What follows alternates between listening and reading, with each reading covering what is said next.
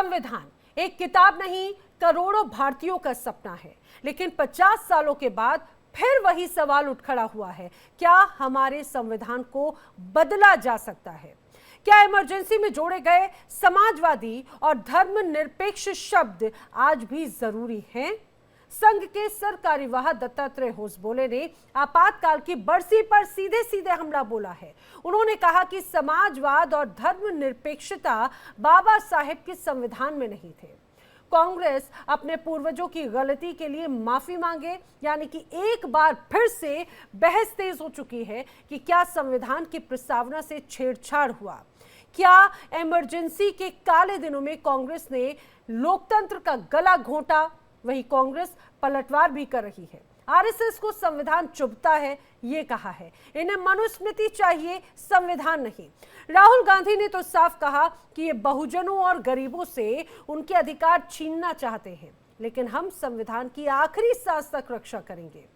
तो आज के इस स्पेशल शो में हम खोलेंगे 42वें संशोधन की पढ़ते, दिखाएंगे कैसे संविधान बना सत्ता की राजनीति का औजार। क्या संविधान से धर्मनिरपेक्ष और समाजवादी शब्द हटाए जाने चाहिए या फिर ये भारत की आत्मा है? संविधान की प्रस्तावना में जोड़े गए दो शब्द, न जनता से पूछा न संसद ने रोका। अब सवाल है, समाजवाद और धर्मनिरपेक्षता संविधान की आत्मा है या आपातकाल की साजिश? संविधान की प्रस्तावना देश की आत्मा या सत्ता की प्रयोगशाला? आज सवाल दो शब्दों पर है, एक है समाजवादी और दूसरा है धर्मनिरपेक्ष, जो ना अंबेडकर के संविधान में थे ना जनता की मंजूरी से जुड़े, बल्कि थोपे गए उस दौर में जब लोकतंत्र कैद था, संसद मौन थी और न्यायपालिका अपाहिज। अब आरएसएस नेता दत्तात्रेय होसबोले ने सीधा वार किया है, ये शब्द विचारधारा की घुसपैठ है। बहस होनी चाहिए, क्या इन्हें हटाना चाहिए? ये बहस सिर्फ संविधान की नहीं है, दरअसल ये बहस भारत की आत्मा की है। ये शब्द विचारधारा की घुसपैठ है। बहस होनी चाहिए या फिर इन्हें हटाना चाहिए, क्योंकि लगातार यही होता रहा है और आज इस आत्मा पर पड़ा हर पर्दा हटाने का वक्त आ चुका है। हम भारत के लोग एक संपूर्ण प्रभुत्व संपन्न समाजवादी पंथ निरपेक्ष लोकतंत्रात्मक गणराज्य बनाने के लिए, ये पंक्तियां भारत के संविधान की आत्मा कही जाती हैं। लेकिन सवाल यह है, क्या ये आत्मा असली है? क्या 1975 की अंधेरी रात में जब लोकतंत्र को हथकड़ी पहनाई गई, तब इसे चुपचाप बदला गया? जब देश सो रहा था और संविधान बदल दिया गया। यह संसद है, भारत के लोकतंत्र का प्रतीक। लेकिन इस गुंबद के नीचे कभी लोकतंत्र को गिरवी रख दिया गया था और उसी दौर में संविधान में जोड़े गए दो शब्द, समाजवादी और धर्मनिरपेक्ष, अब विवादों के केंद्र में है। राष्ट्रीय स्वयंसेवक संघ के सर कार्यवाह दत्तात्रेय होसबोले ने संविधान की मूल प्रस्तावना पर बड़ा सवाल खड़ा कर दिया है। होसबोले ने यह सवाल तब उठाया जब देश इमरजेंसी के 50 साल पूरे होने पर उस काले अध्याय को याद कर रहा था। उन्होंने उस वक्त की सरकार और कांग्रेस पर गंभीर आरोप लगाए। इंदिरा जी अपने सत्ता को बचाने, अपनी कुर्सी को बचाने के लिए लोकतंत्र का हनन किया, संविधान की हत्या की, ये सब बार बार उल्लेख भी हुआ है। 3 मोर्चे पर इंदिरा जी हार गई थी। अदालत में हार गई, राजनारायण जी ने जो केस लगाए थे उसमें, तो इसलिए उनके संसद रहने के जो अधिकार था वो रद्द हो गया, इसलिए संसद नहीं रहे तो प्रधानमंत्री भी नहीं है। ये तो न्यायालय में उनके हार हुई, लेकिन और 2 जगह पर हार गई थी। कई लोगों को याद भी है, मैं स्मरण दिलाना चाहता हूं। गुजरात में जनता फ्रंट चुनाव में जीत गई थी, कांग्रेस हार गई। 26 जून 2025 आरएसएस के सर कार्यवाह दत्तात्रेय होसबोले ने संविधान की प्रस्तावना पर बड़ा सवाल उठा दिया। उन्होंने कहा कि बाबा साहब अंबेडकर ने जिस संविधान का निर्माण किया उसमें समाजवादी और धर्मनिरपेक्ष शब्द नहीं थे। 1976 में 42वां संविधान संशोधन इंदिरा गांधी ने आपातकाल के दौरान इन शब्दों को प्रस्तावना में जोड़ा।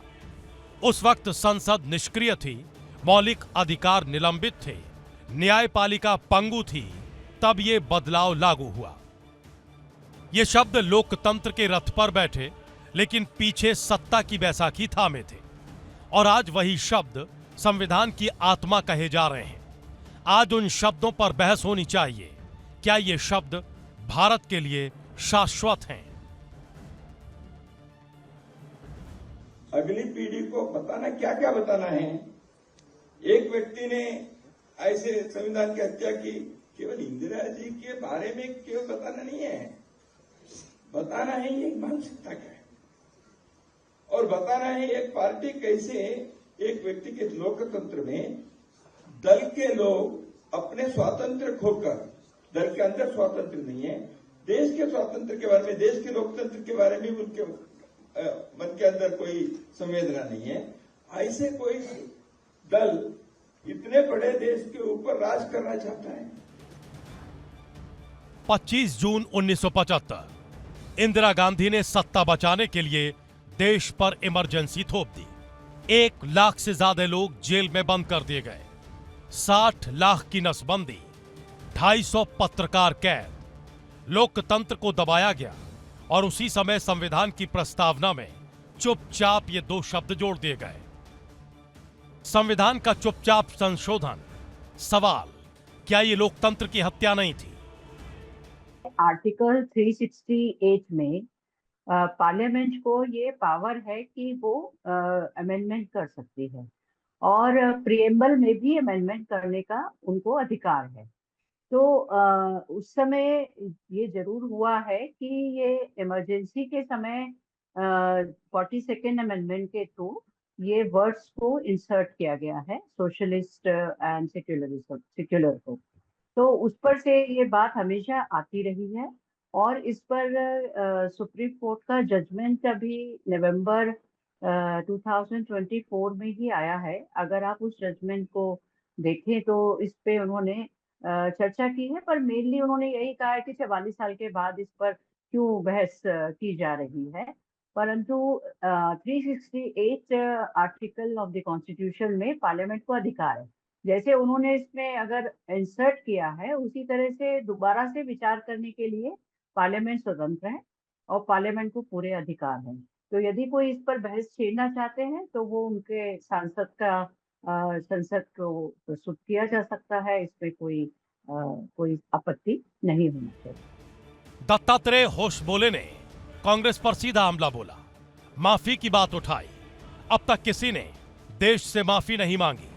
जिनके पूर्वजों ने लोकतंत्र का गला घोंटा, उन्हें आज देश के सामने सिर झुकाना चाहिए। आपातकाल के दौरान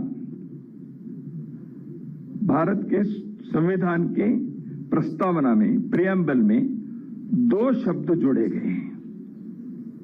हम सब लोगों को मालूम है सेक्युलरिज्म और सोशलिज्म के, वो प्रस्तावना में नहीं थे, पहले प्रियम्बल में नहीं थे। उन 2 शब्दों को जोड़ा है। तो इन 2 शब्दों को प्रस्तावना में जोड़ा, बाद में इसको निकालने के प्रयत्न हुआ नहीं है। चर्चा हुई, दोनों प्रकार के आर्गुमेंट्स हुए, तो क्या वो रहनी चाहिए प्रस्तावना में? ये विचार होना चाहिए। क्योंकि मैं जानता हूं संविधान के निर्माता डॉक्टर बाबा साहेब अम्बेडकर जी के नाम जिस भवन पर है, उसमें मैं खड़े होकर बता रहा हूं, ये बाबा साहेब अम्बेडकर ने जो संविधान बनाया था उस के प्रस्तावना में ये 2 शब्द नहीं थे। वो बाबा साहेब अम्बेडकर ने नहीं बनाया। इमरजेंसी में जब देश के मौलिक अधिकार नहीं थे, देश के संसद नहीं था, न्यायांग पंगु बन गया था, उस समय आपने इसको जोड़ दिया। संविधान के रक्षक बनने की दौड़ में वही दल सबसे आगे हैं जिन्होंने संविधान को लांघा था। अब आप ही तय करिए, ये राजनीति है या पाखंड। 26 नवंबर 1949 को जब संविधान स्वीकार हुआ, तब प्रस्तावना में न समाजवादी शब्द था और न धर्मनिरपेक्ष।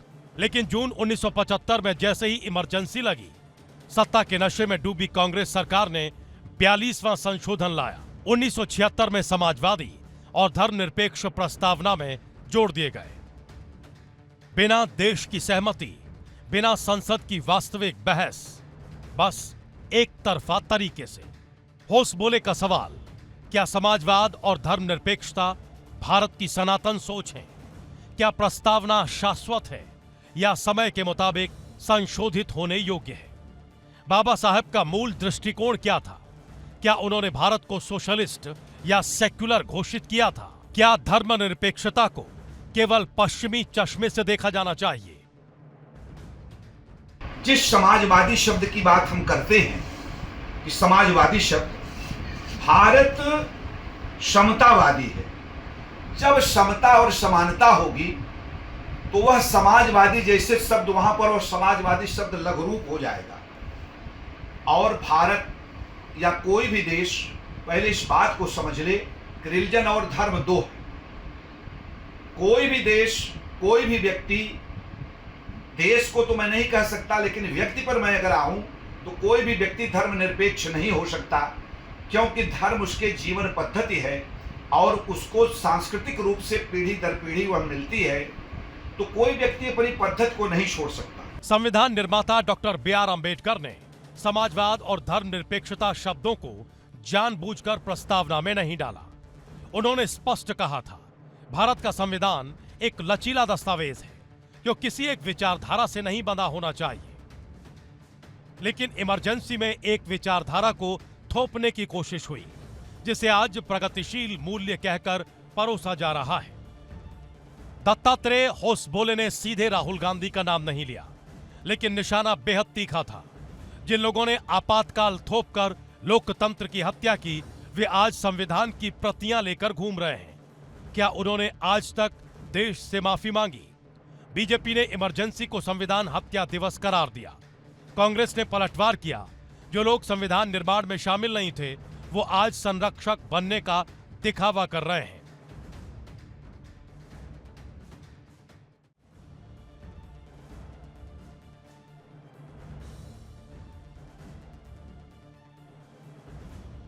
जो पाप कांग्रेस ने और तत्कालीन प्रधानमंत्री के रूप में श्रीमती इंदिरा गांधी ने 25 जून 1975 को किया था, अपनी सत्ता बनी रहे। इस देश के क्रांतिकारी नारा देते थे, तेरा वैभव अमर रहे मां, हम दिन चार रहे न रहे। और कांग्रेस ने उस दिन उस संकल्प को कैसे उस संकल्प को चकनाचूर किया कि मेरी सत्ता बनी रहे, चाहे लोकतंत्र रहे न रहे। और यह करके कांग्रेस ने आज ही के दिन 50 वर्ष पहले भारत के संविधान का गला घोंटने का काम किया था। मित्रों, संविधान की हत्या करने के बाद इस भारत के संविधान को मौन कर दिया गया, अभिव्यक्ति की आजादी छीन ली गई और बाद में